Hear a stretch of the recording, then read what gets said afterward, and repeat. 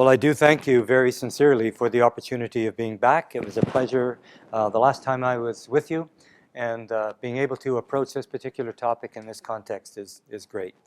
James, thank you so much for your account of your life. That's inspirational. I really do appreciate that. Let me start by saying I don't regard myself as an expert in China. I've known about China forever, it seems, but what's happened in about the last 25 years is that China has been catapulted onto the center of the global stage, and everybody's got to think about China and got to become aware of China. And in particular, I'm a historian of the Christian church, and so I've been interested in Christianity in China and wanting to try to get a handle on both that and also the context. So for about the last 10 years, I have been trying to read fairly widely. Here's a book that you might be interested in. It's called When China Rules the World. Get it? Okay, When China Rules the World. It's by Martin Jacques. He is an English author, an expert in China, has lived in China for a long period of time, and helps us understand what the country is all about. In addition to that, there's been work done by Niall Ferguson, another historian.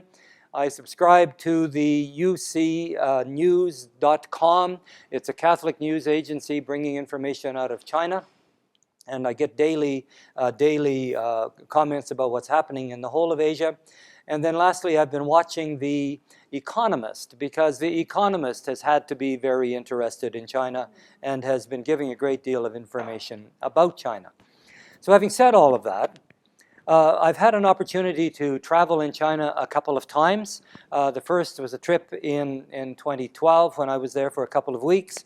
The second one was a trip that took place in June and July of last year, 2014. And that trip took me to a lot of places. We landed in Beijing, traveled out to, let me see if I can find there we are. We landed in Beijing. I don't want to do that. Okay, give me a moment, please. Nope. Yep. I use a mouse. Okay, I want to go back. That can go back. Oh, that's simple. Okay, thank you very much. Okay, so we start now. If I can just keep my finger on the there we go, cursor. Started in Beijing, flew to Hohhot, which is the capital of Inner Mongolia, traveled out to Batu, which is here by car, and spent a couple of days out there. We flew back to Beijing, traveled all the way down to the southeast coast of China. Okay, I'm going to stop playing with you. The southeast coast of China to Tenzhou. Spent several days there, flew back to Shanghai and on to Xi'an, and then on to Luoyang, and then to Xi'an, ancient capitals of China. Then up to Dunhuang, which you see up toward the northwest. Finally up to, well, not finally, but up to Urumqi, which is right up in the northwest corner. From there, we flew out to Xining, which is about 7 miles from the border of China and Kazakhstan. Then back to, along the way, we visited Turpan and then flew back to Beijing. It was an incredible trip through a series of connections, and I won't go into all the detail with reference to that. I was guided. The trip was organized with my giving some indication of where I wanted to go by a Chinese archaeologist who was a retired civil servant and a retired archaeologist. And basically what he did, he then traveled with me, which was a delight. And then what he did, I figured out as he went along, he called all his buddies all over China and said, we've got this guy with a big nose coming from another part of the world, and let's take care of him. And so everywhere we went, we were greeted by groups of archaeologists who were familiar with the local area, and they took us into things, and I mean, it was an experience of a lifetime. There is no question. Experience of a lifetime. And I know scholars who are working in China, they've never had anything like that. I tell them what I did, and they said, oh, shucks, I've never been to China. You know, but they read Chinese, and they read Syriac, and they're into the documents, but they've never been there. So it was an amazing experience. What I was doing was looking for evidence of Christianity in China before 1400 AD. And I'll develop that a bit. And as a matter of fact, I saw a great deal and a lot more than just that. So from some points of view, you could ask, why bother doing this? 1400 AD is a long time ago.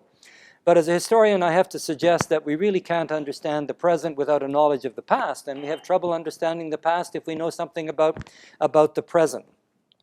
And so what I discovered was that Christianity had a significant presence in China between the 7th century AD and the 14th century AD. Get that?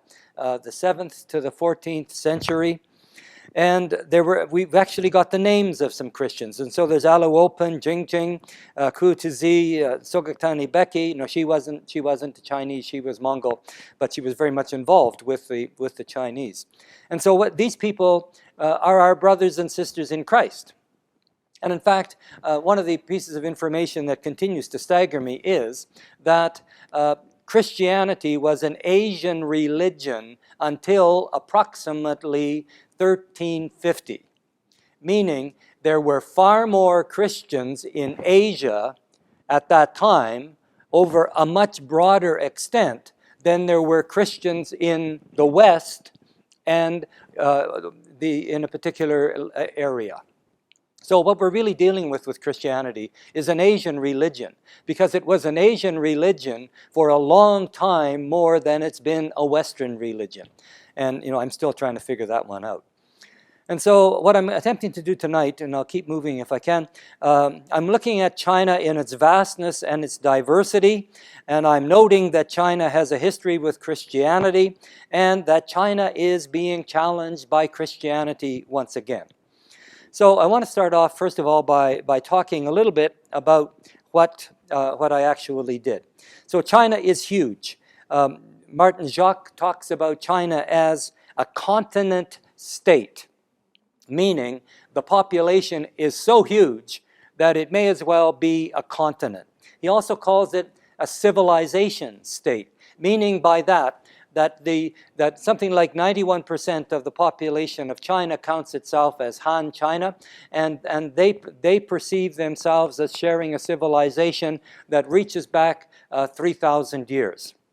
When we get back beyond 2,500 years, things start getting a bit misty. But nonetheless, they see themselves as belonging to that. So we're dealing with an absolutely huge country with an amazing degree of diversity and this vast population. Okay, so I went the wrong way. Here we go. So we start off in Beijing, and many of you have, I'm assuming, some of you been in Beijing? Yeah, good. So it's a vast city, more than 20 million people in Beijing. It's highly developed. The traffic is ridiculous.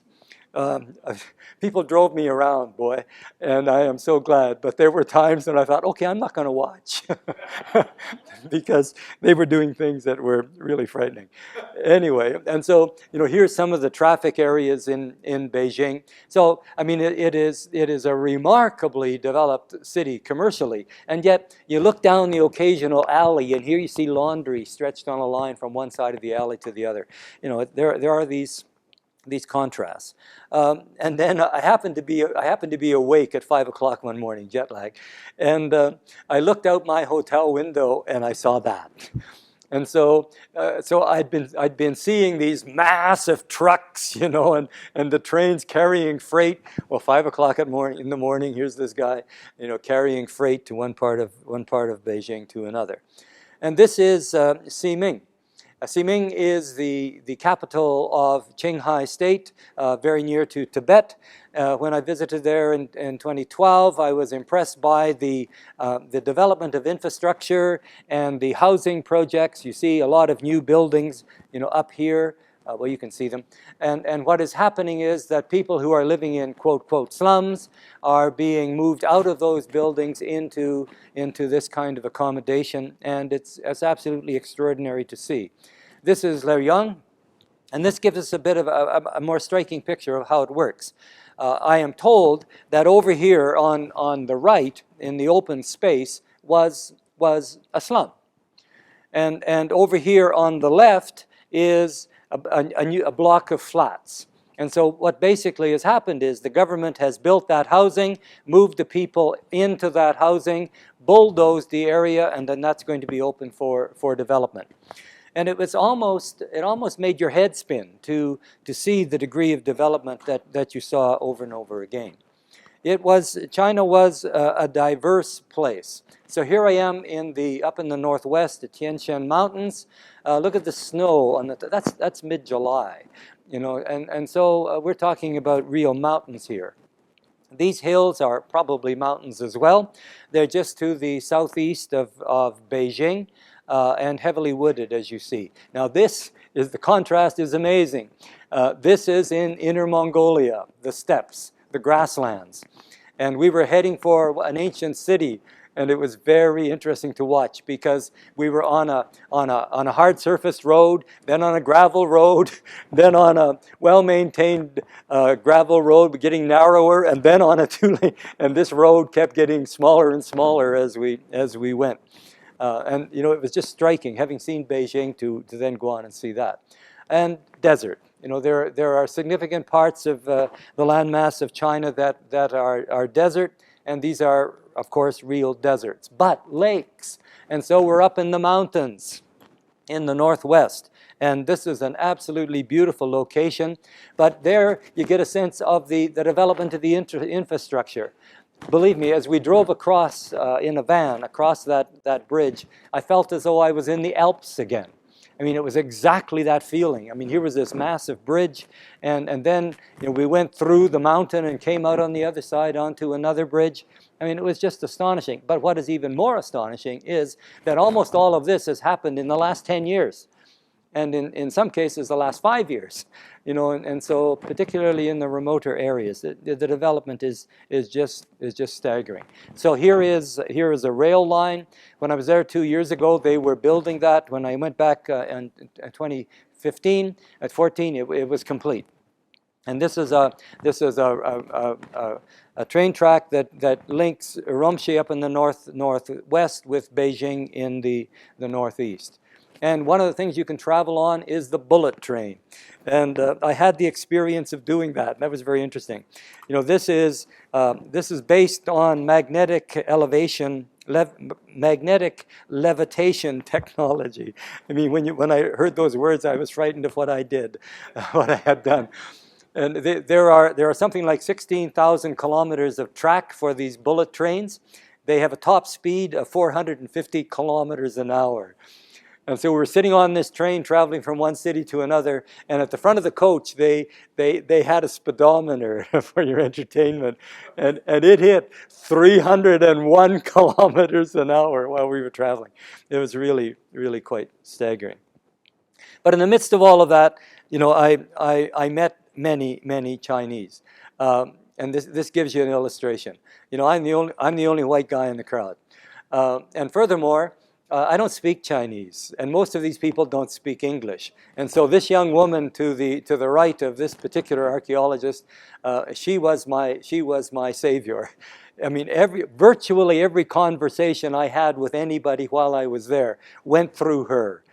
And I've worked with interpreters before. I am so grateful to God, and I say that with total reverence for the nature of this young woman. Now, she wasn't a Christian, but she was well-read in philosophy and Christian history and all that, and was very interested.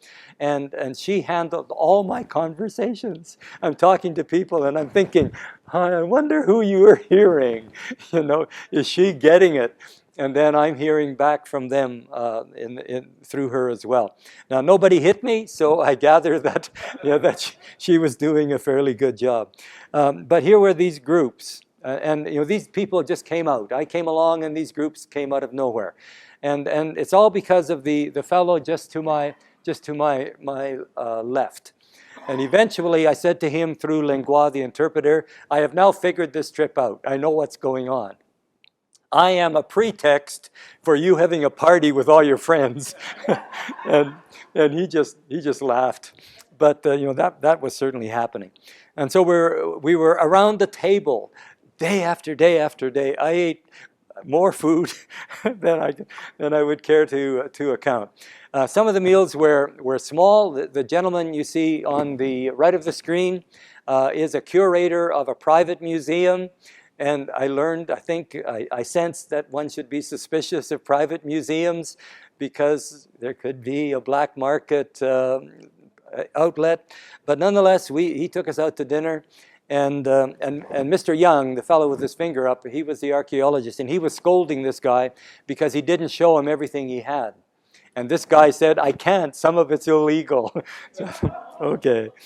So there were meetings like that. Then there was a meeting like this one, and this was hilarious. I was told while I was there, Linga told me that in China, the custom is to have one more dish than there are people around the table. And so there were more than 20 people around the table here. So that means there were more than 20 dishes. And we're in a yurt. We're up in the mountains, up in the northwest. And they're all sitting on the floor. And so here's me not sitting on the floor. I have a bad knee. I could excuse myself. But nonetheless, here we are. And the food is coming in. And I noticed something that was disturbing. And that is, I'm the guest. And so they couldn't on this table, but on many of them, they have a rotation device in the middle of the table. Well, inevitably, when a new dish was put on the table, it would stop in front of me. And not only did that mean that I, as guest, should have the honor of sampling it first, but everybody was watching. And so I use chopsticks. I'm left-handed, though, so I use chopsticks in my left hand. And so I pick it up and start to take something, and he says, around the table. And Lingua says, they're really impressed that you use chopsticks. And it was interesting. But she was of great assistance to me. There she is right on my left, as you see.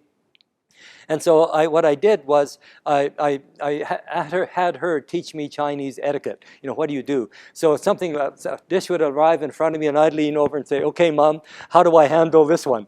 And so she'd say, you can use your hands, or use your chopsticks. But it was a remarkable thing. And so we're sitting around here, and we are having this amazing meal that went on for a couple of hours. And listen, I have to be honest, but I'm not going to go very far down this track. There was a lot of alcohol. And I don't drink well. So I had to fake a lot of things and hope that I wasn't offending people seriously. And at one point, when the gentleman to my right was prodding me to have another shot of spirits, and this stuff was high test, baby. I mean, it really was. But Mr. Young, sitting one over, leaned across the table and said to Lingua, you take it for him. And so she reaches over and takes my glass. Okay, yeah. But believe me, it was an experience in which I felt China was just wrapped around me. It was extraordinary. And I have enough sense, I think, culturally, cross-culturally, to walk very softly, and wait till somebody takes a lead. And it worked out really well. But I met wonderful people, had great conversations. But as I say that, all those conversations went through Lingua. Yike! It was just the most extraordinary thing. Okay, what did I see? Well, I saw many things. I saw 16 different museums in all of those parts of China. And I got into some extraordinary places. I got into secure locations. In other words, places that had watchmen outside and doors were double locked and so on. And I was taken into one location, and I was shown some naturally desiccated mummies. And this was in a museum in Urumqi up in the northwest. And archaeologists had come across a settlement out in the desert within 50 kilometers of Urumqi, where a village had been driven away as a result of the aridity of the area. But when they began to look at it, they found many desiccated corpses. And in this room, there were 100 mummies. And they were arranged in something like sort of long file cabinets. They'd pull these shelves out, and here was another one. And so I was getting into those kinds of things. I got into an exhibit on the Silk Roads, which wasn't open yet. I showed up, and the guide who was there, walked up to the guard at the door and said something, and he smiled and unlocked the door and let me in, and it was just absolutely extraordinary. A lot of what I saw I had known about. Some of it was new. I'm going to try to move through this chronologically, and starting with the Tang Dynasty, 618 to 907. And I start here because the first documentation we have of the presence of Christianity in China was 1635, and that occurred at the imperial court under the Tang Dynasty. And one of the most important document in Christian history, early Christian history in China, is that. That is a stele. It's 3 meters high. It weighs tons. It's about 1 meter across and about a third of a meter deep. It's got 1,756 Chinese characters on the front and about 70 lines of Syriac script on the side.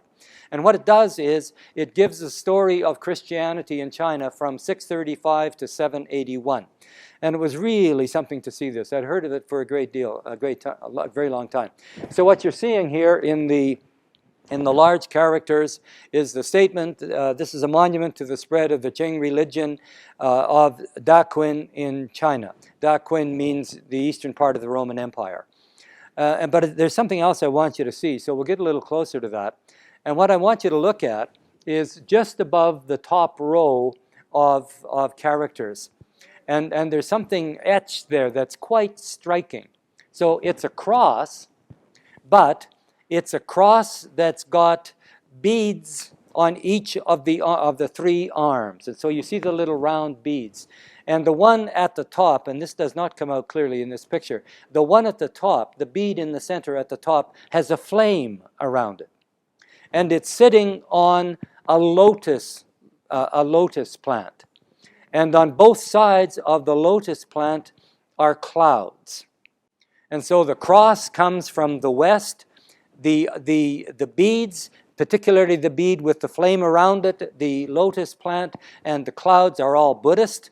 And so we've got a merging of symbols related to different religions, one predominant in the east and one farther to the west. And just looking at the thing was really, really quite striking. There was another, something like that. This is the Luoyang pillar. It is in the other capital. The first one was in Xi'an, an ancient capital. This was in Luoyang. This was found as late as 2006. So they just found it. And the only reason that it's in a museum now is that a very quick-witted, sharp-eyed archaeologist saw it in Shanghai in an antique store. So somebody had found it and taken it into the antique store and sold it to the antique dealer who was going to sell it to some Westerner who showed up with a lot of money. And this person saw it and saved it. And what is, again, there's a text below the carvings. It's a Chinese script. But I want you to see this. First of all, we've got the cross here. And once again, the cross has these beads on each arm. But over on this side of that, we have an aspera. And what's an aspera? Well, an aspera is a thing that floats around. That flies. It's kind of like an angel, but it's not an angel. And so we've got that there as well. And that is of significance also, but I'll come back to that. We went to Dunhuang, and I'd just love to stop and talk about Dunhuang. Dunhuang became famous following about 1907. I'm going to spend too much time here, sorry. But what happened was a monk who was taking care of this in the late 1890s was moving into a cave. There are about 700 caves across this cliff. Monk was, and they were Buddhist carvings, more of that later. But this monk was walking into this large cave, and he noticed a crack in the wall, and we don't know exactly what happened. He leaned against it, and part of the wall fell. So he took a literal torch, and held it through the hole, and saw that here was another cave, much smaller, sort of 10 by 10 by 10 meters. 50,000 manuscripts. And they had been walled up somewhere around 1,300 and forgotten about. Nobody knew they were there. The man was illiterate, but he knew that the stuff was old, and so he started to take it out, and he passed it out to his friends. They thought, you'll be interested in this. And then eventually word got out that this discovery had been made. A Czechoslovakian working for the British Museum wandered by and looked at it, and after a long, protracted period of negotiation, bought about half of it. For much less than he could have made elsewhere. A year later, a Frenchman came along and bought most of the rest of it. Believe me, the Chinese are not happy that this took place.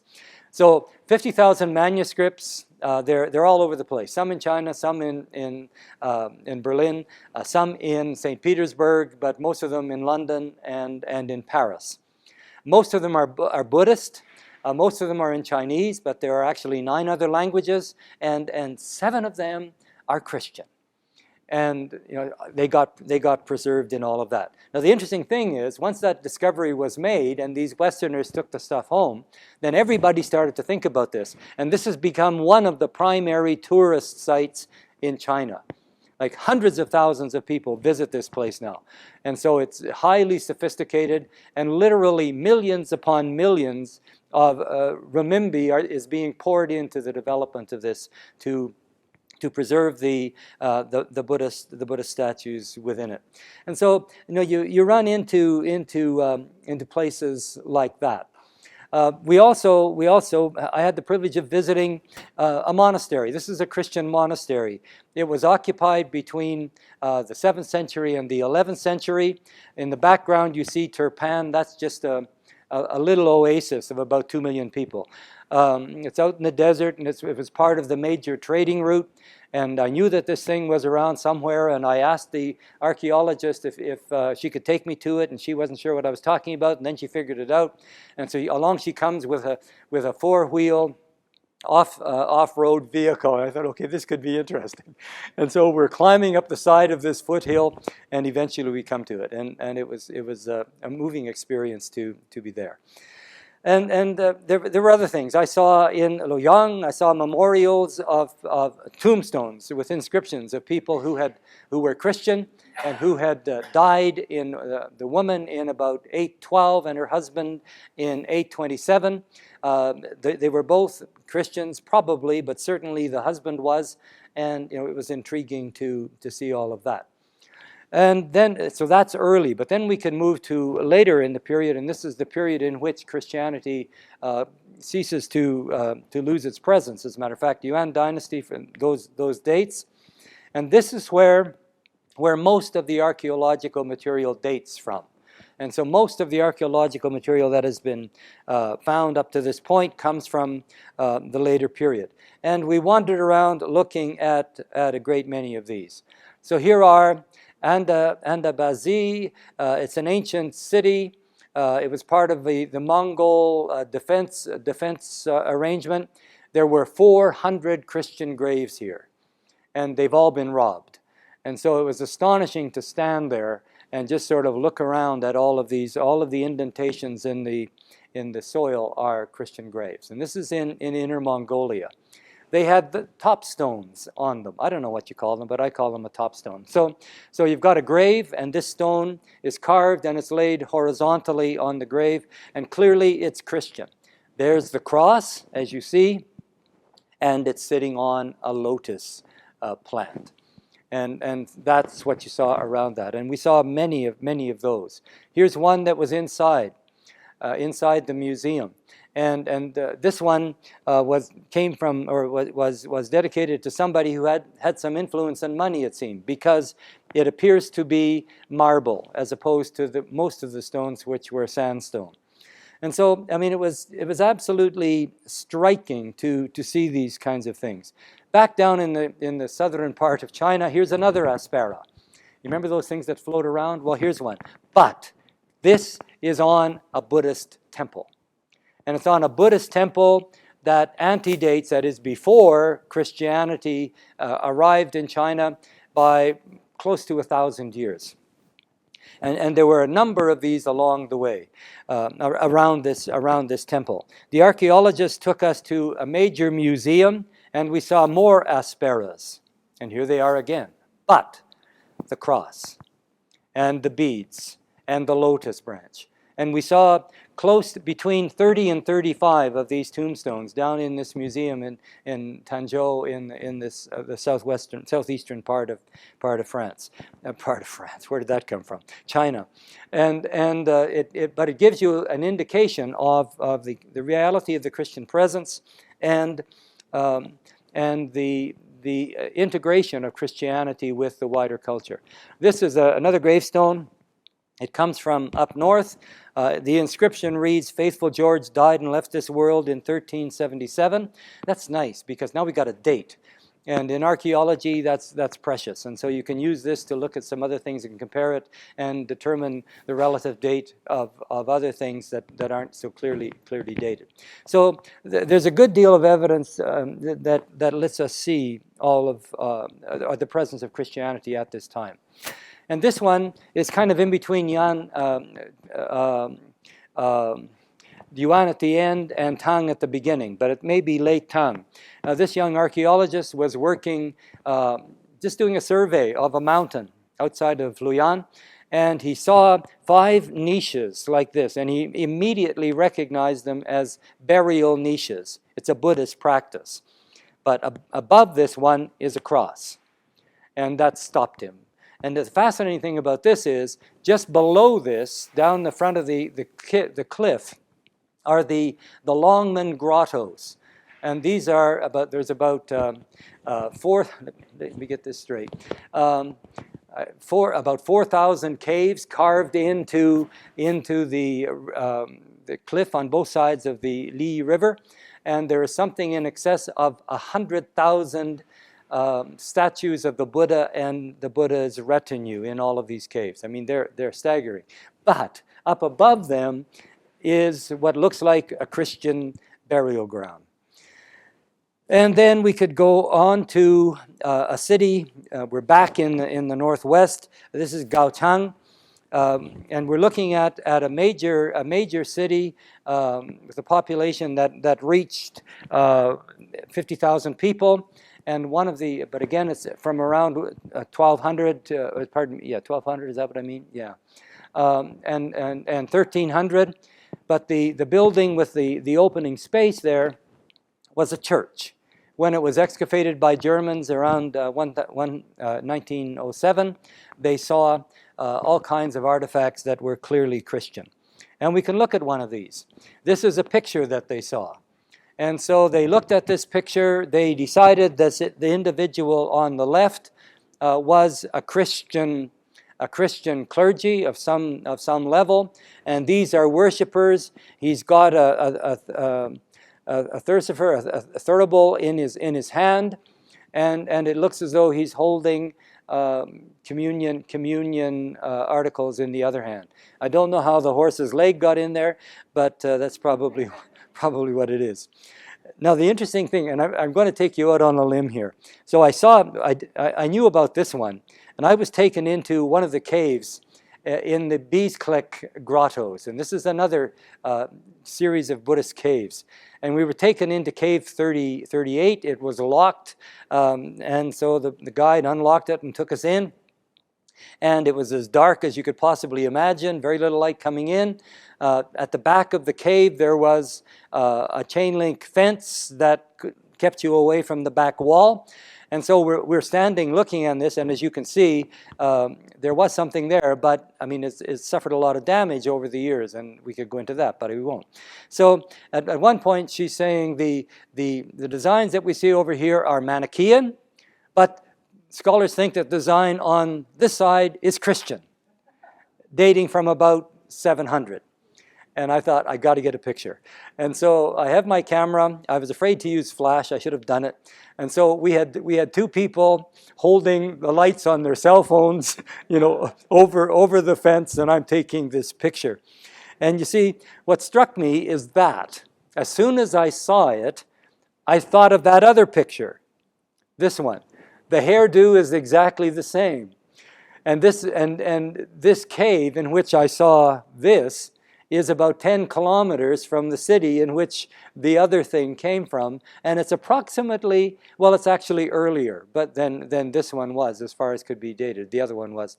So, I like to think that this was a Christian image. Maybe not. Okay, so what we have then is evidence of Christianity being prominent in China between shortly after 600 AD and somewhat before 1400 AD. Numbers are really difficult to determine, but there are scholars who are prepared to put their reputations on the line and say that by 800 AD, there were tens of millions of Christians across Asia. So from the eastern coast of the Mediterranean right through to the east coast of China. And that's really staggering. So they disappeared. What happened? Well, a couple things happened. Following the Yuan dynasty, the Ming dynasty came into power. The Ming dynasty appears to have been significantly xenophobic and attempted to reduce the influence of anything that wasn't Han, that wasn't specifically a part of the Chinese civilization. And we don't know, but that may have been a significant factor. The other factor was a guy from a town, the name of Samarkand. His name was Timur-Lenk. He was a Muslim and a Turk, and he decided he was going to reconquer Asia after the Mongols had done that, and he headed, pardon? Yeah. And so he headed west, murdering masses of people. Like, we're talking millions. I've seen an account of a Muslim historian who visited one of the cities after Timur-Lenk had been by. He found, having walked around half of the city, he found 12 pyramids of skulls. And so millions of people died, and he was particularly concerned to take care of Christians, and they were dealt with a little mercy.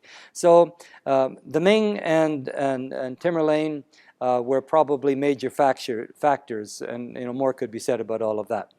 So, having said all of that, we come to the present.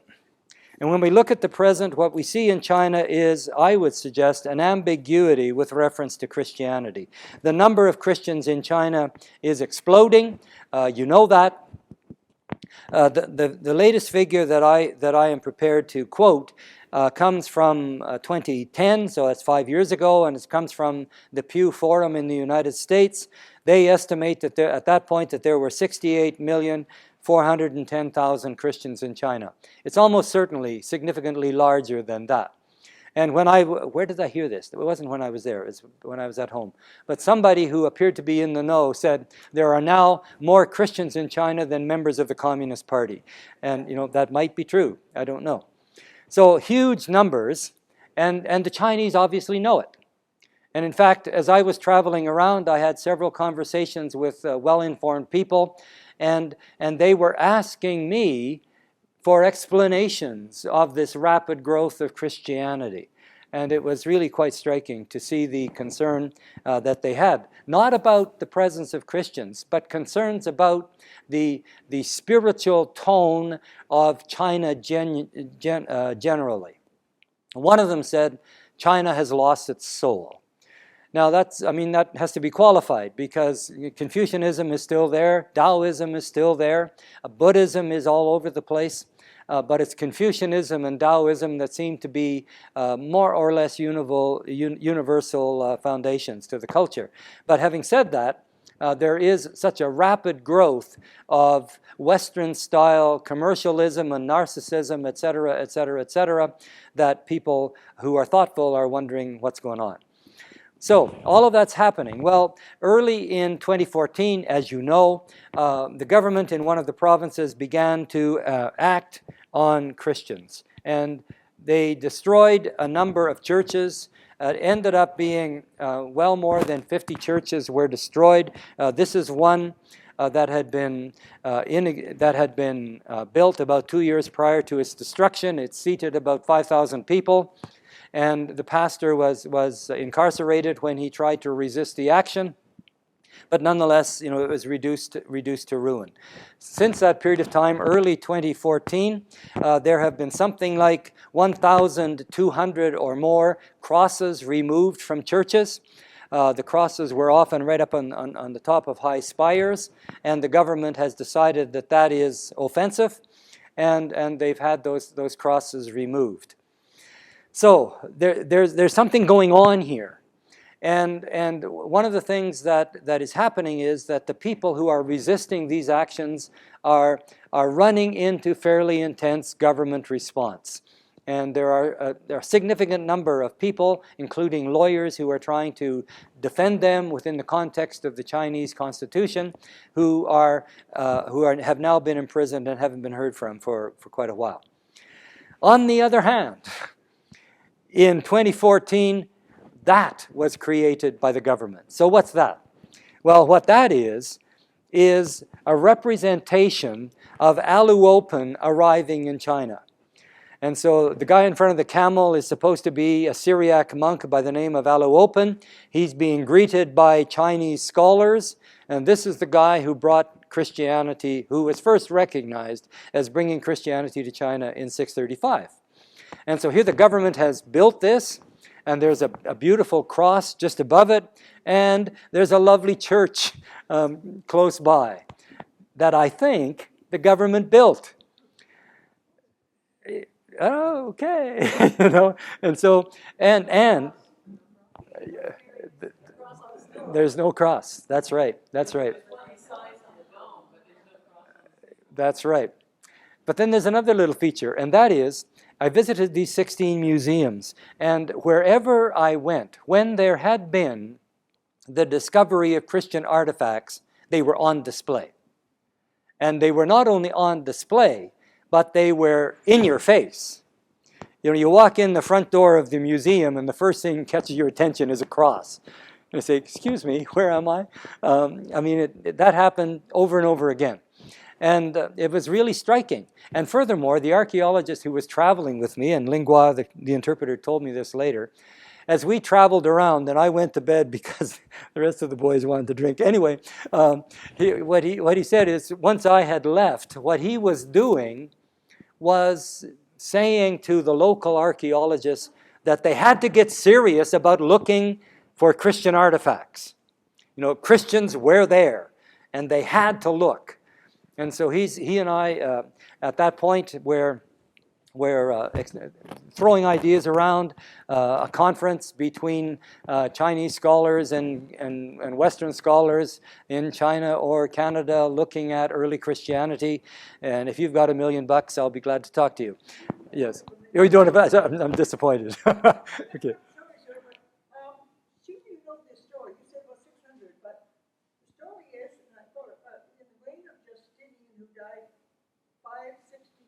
Yep.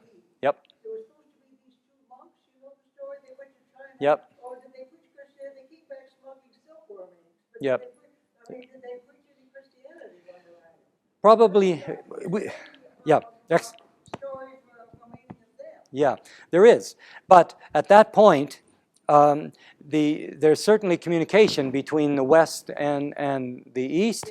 Yeah. And so shortly after that date, in the Cathedral of Durham, the relics of Cuthbert, St. Cuthbert, were covered with beautiful silk vestments. Yeah, and so, goes way back to the Roman Empire. Sure. It went along, it wasn't directed, just, it was passed by relay. Exactly. There were very few people went from one end to the other. Virtually nobody.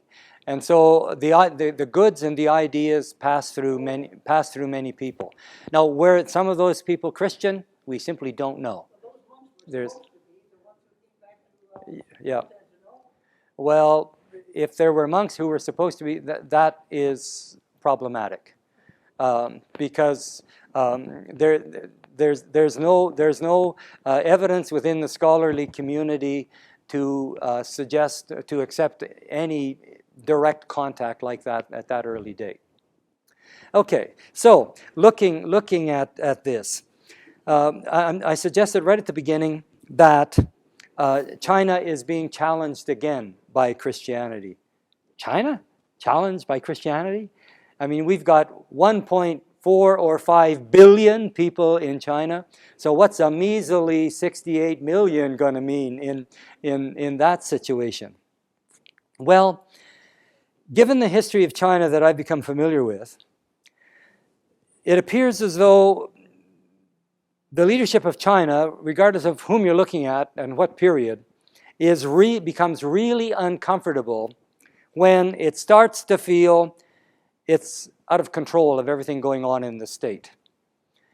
And they talk about something called the mandate of heaven. It's a concept that goes back to about 200.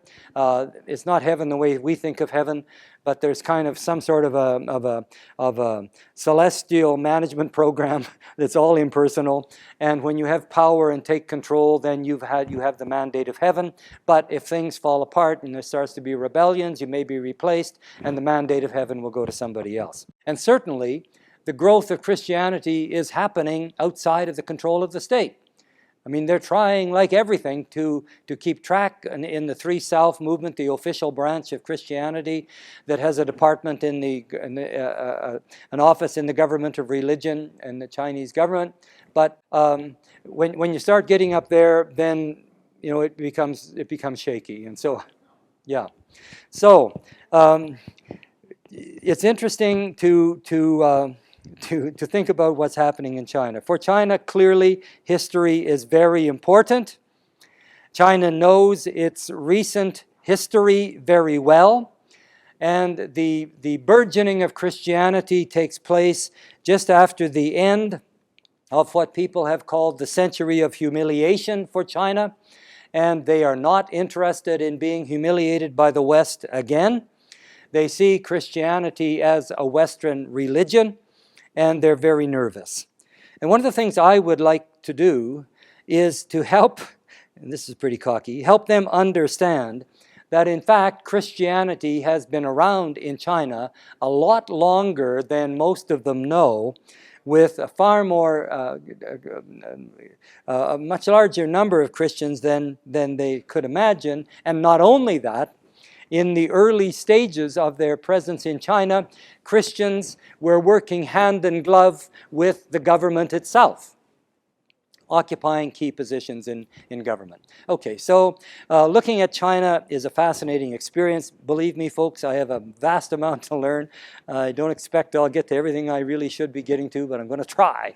And looking at Christianity in that context has been intriguing, and I want to pursue that.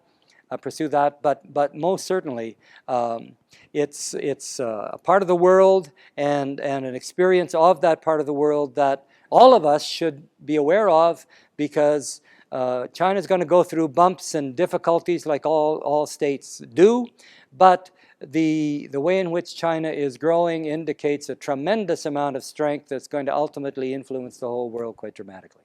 Okay, thank you very much.